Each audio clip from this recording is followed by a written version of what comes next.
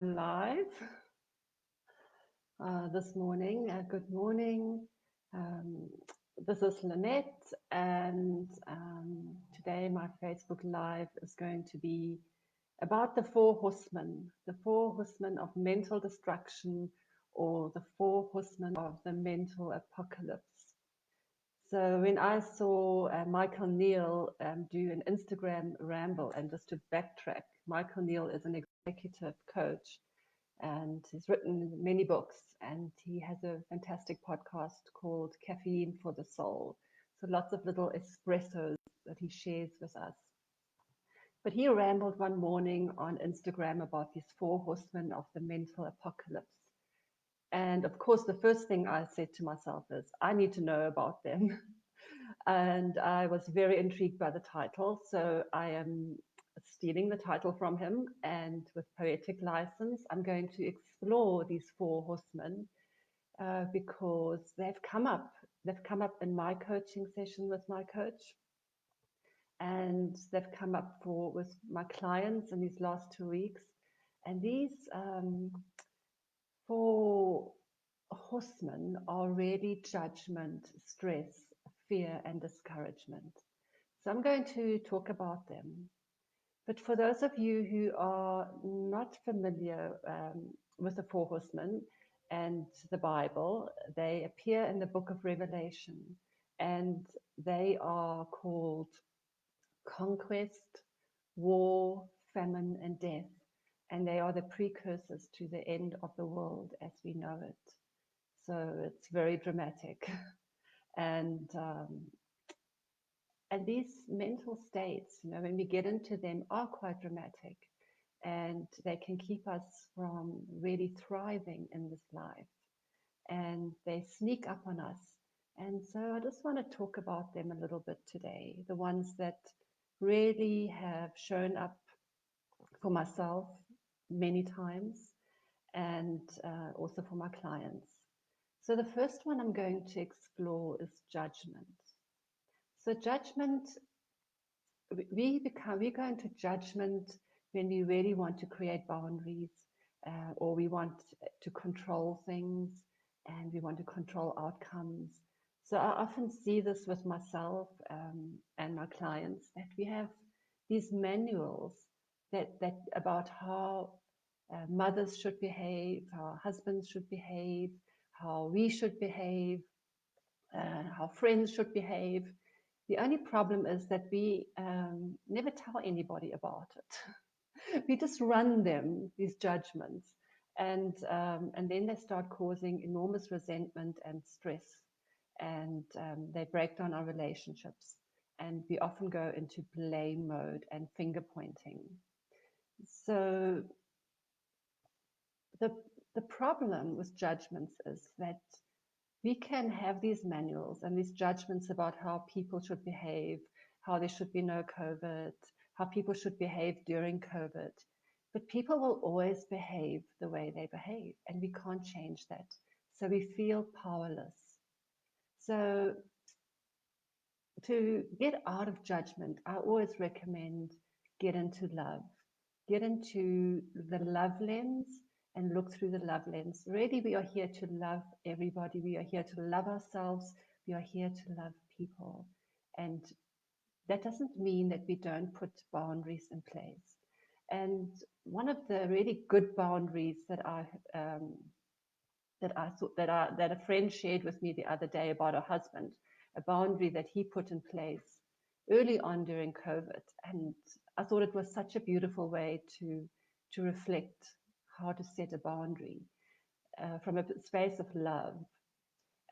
There was a bit of discord in the house in terms of COVID and the seriousness of it. So this was a year ago, and she was determined that she was still going to go and do a conference. She was a trainer, and she was going to go and do this conference. And she just didn't believe that COVID was really as serious as everybody made it out to be. Her husband has a couple of comorbidities, and he said to her, "It's fine, you can go and do your conference, but when you come back, I'm moving into a B&B." And the beauty in that is that he didn't tell her, "You can't go." He just said to her, "You can go. However, there will be the consequence will be that I will move into a B&B for 2 weeks when you get back." And she then decided not to go. The conference got cancelled anyway. But I just thought it was a beautiful story about how to create boundaries. I remember Johan, my beautiful husband, creating boundaries with me around drinking. He would say to me, I can't stop you from drinking. I hate what it's doing to you, but I can't stop you. However, if you're going to be drinking and you're going to be very drunk, I'm going to choose not to sleep in the same bed as you tonight. And I would often wake up in the morning and find him not next to me, and that would be awful. But it was a loving boundary. So get out of judgment. Judgments cause us to resist. They cause resentment, but we can get out of judgment. The next horseman I want to bring up is stress and pressure. You know, and I see this often. I see this for myself. I see this with some of my clients, that we embrace the sober journey and we start putting a lot of pressure on ourselves. And we put pressure on ourselves in terms of really staying on track. And to stay on track, we need to journal, we need to meditate, we need to go for walks, we need to eat properly, we need to, and we get into overwhelm, and the pressure just builds and builds and builds. And eventually we start exploding at small little things. A loved one said to us, you're no longer fun. What's going on with you? You you're always so pressured about what you need to do. I mean, I remember how I used to become very pressured around my morning routines, and they would start to control me, and they were no longer fun and they were no longer joy.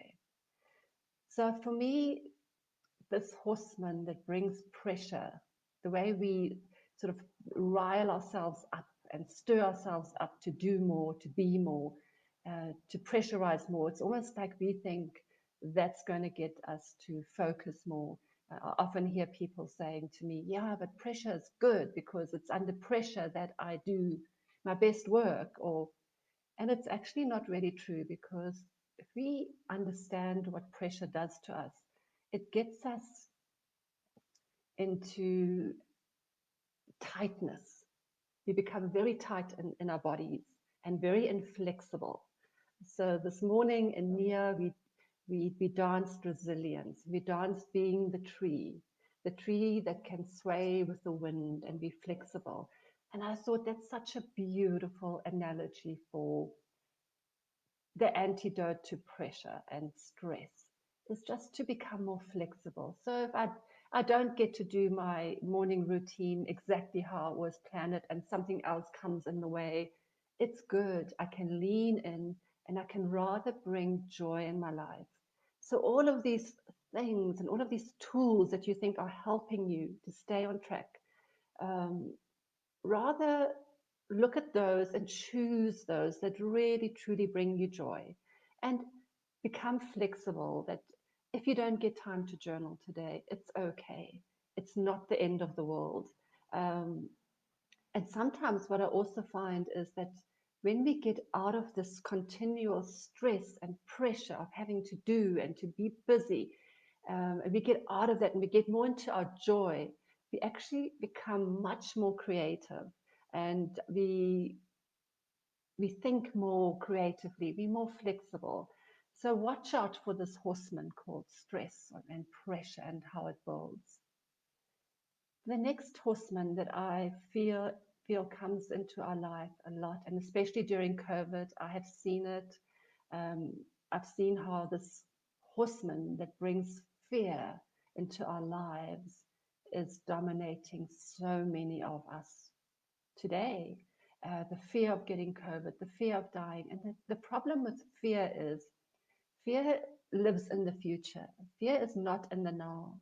So we are safe now, but we kind of stack all of these events, these possibility events on top of one another. And we say, oh, but if this happens, then if I go out and I don't wear my mask, or I see somebody who doesn't wear a mask, I can get COVID, and if I get COVID, I can give it to this person, and I can give it to that person. And by the time maybe some person will die, or maybe I'll get it and die, and I'll end up in hospital. There'll be no hospital beds. That's how we talk ourselves into fear, and we scare ourselves. So watch it when you're scaring yourself, because we are safe now. We can get into peace now. So rather than riding the horseman of fear, bring in peace, bring in the breath. Notice, catch yourself. Oh my gosh, I'm scaring myself again. Let me just bring it all down, down, down, down a notch. Do some breath work, go for a walk, tell myself I am safe. And fear is the one thing that often also keeps us from growing, from evolving. I so often see the fear people feel around alcohol. How am I going to have a life without alcohol? How, what are people going to think about me? There comes in the horseman of judgment. It's too much. If I don't drink, I'm going to be labeled an alcoholic. People are going to think I'm having a problem. And this is how we then scare ourselves. We go out and we have a drink.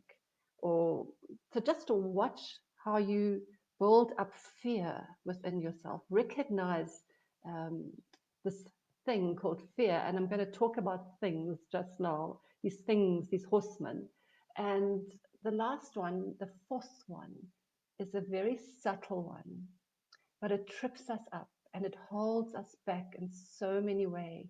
And this horseman is called discouragement. And as much as fear lives in the future, discouragement often lives in the past. And we lose hope, we lose heart. It takes us out of the game before we even start.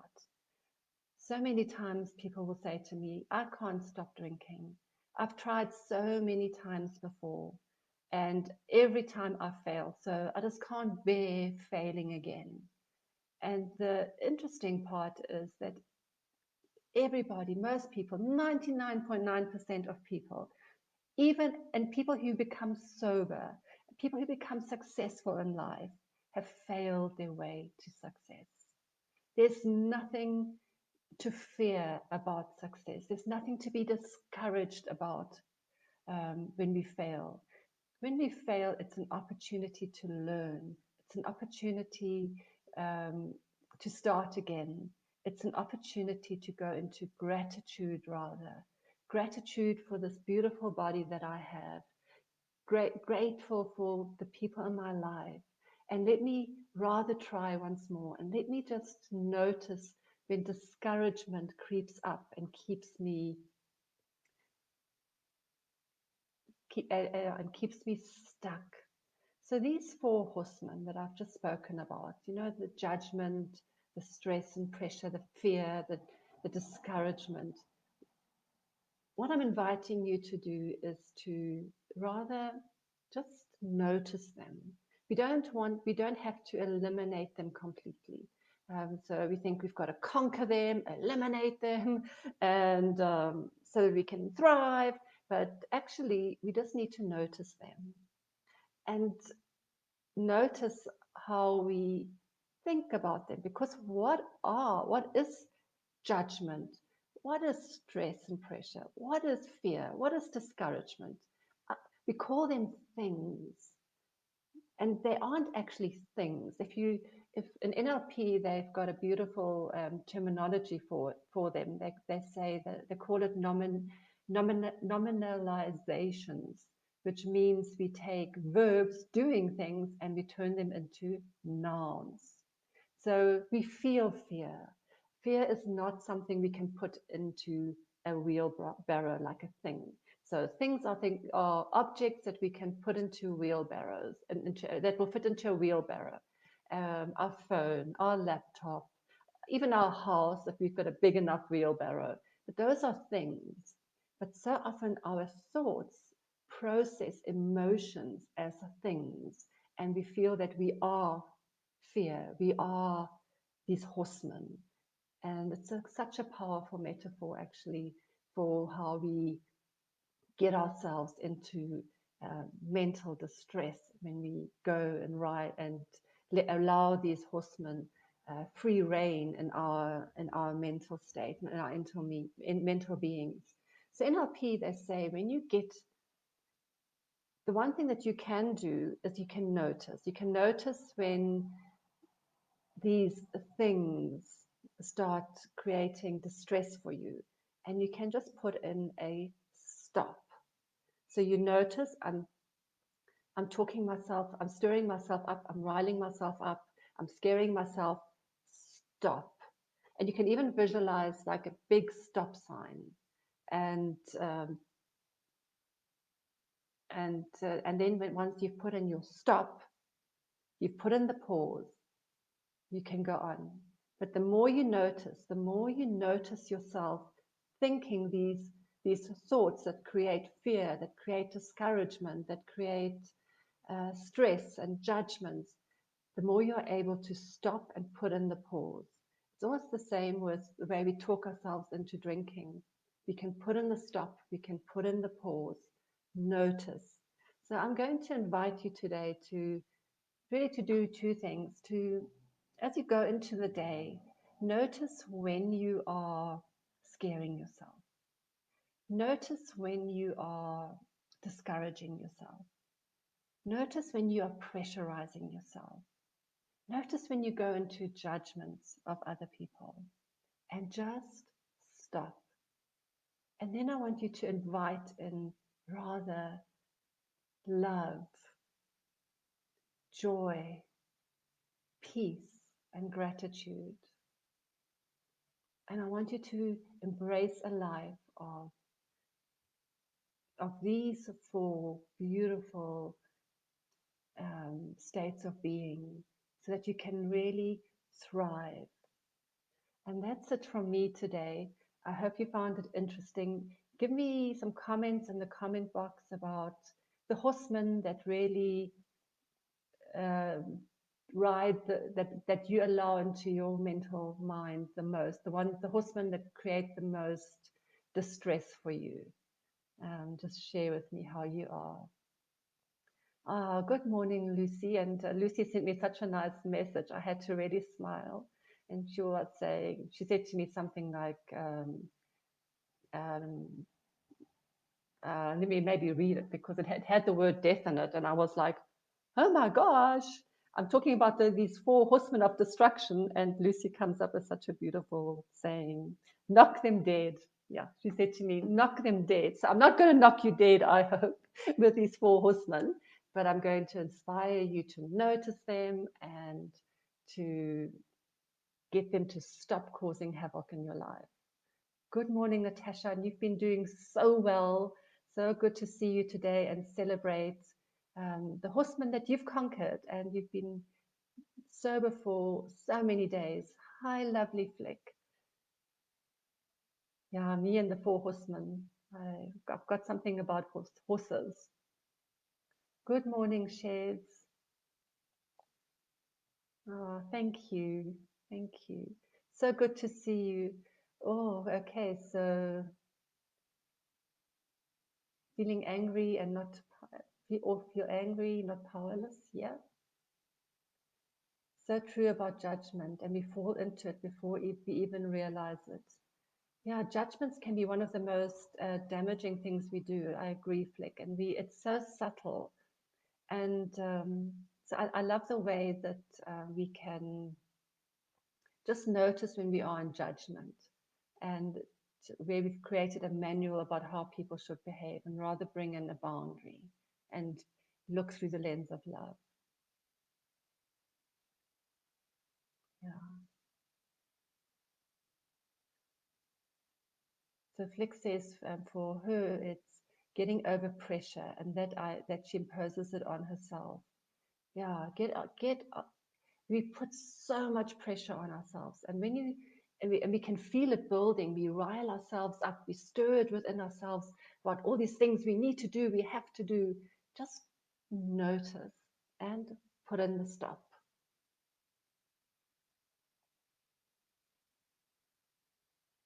Yeah, flexibility.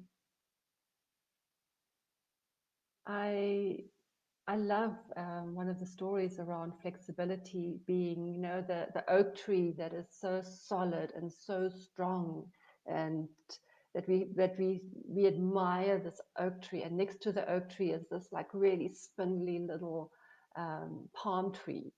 And if I had to say to you, would you like to be the oak tree or the palm tree? Most of us would say, oh, the oak tree, because the oak tree is so solid. But when the hurricane comes, when the pressure builds, it's the oak tree that gets uprooted.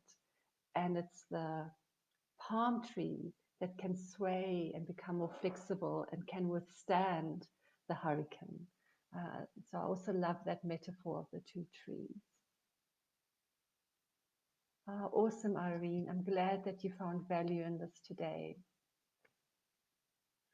And Lucy, we are all going to die at some point. Yes. And it is one of the biggest fears that we have. But we need to live today with joy, live today with gratitude, live today with peace and and love. Yeah, we don't fail, we learn. Oh, there's so many beautiful comments here. Yes, absolutely, Janet. Ditching the drink means that we have failed our way to success. Yes. And Flick says that needs to be a strapline on the website. Wow, I'm so in awe of all of you being here, your humor, your insights, sharing, and for the support. It's always such a pleasure for me to do a Facebook Live. And I'm going to wish you all a beautiful day where you're going to thrive. And it's sunny here in Johannesburg. I hope the sun is shining where you are, and sending you all so much love. Till 2 weeks' time. Bye for now.